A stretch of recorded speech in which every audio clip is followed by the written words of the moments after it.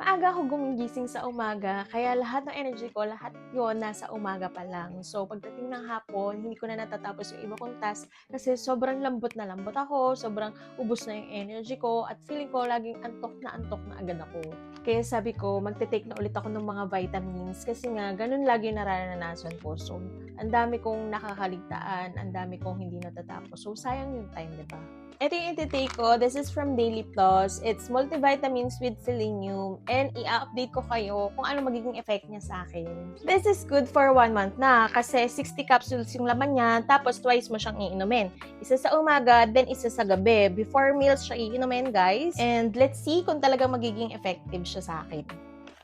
Pag binuksan nyo to, nakasealed pa. So, i-open natin siya. Ang higpit niya, guys. Yun, finally. So, ganito yung laman niya.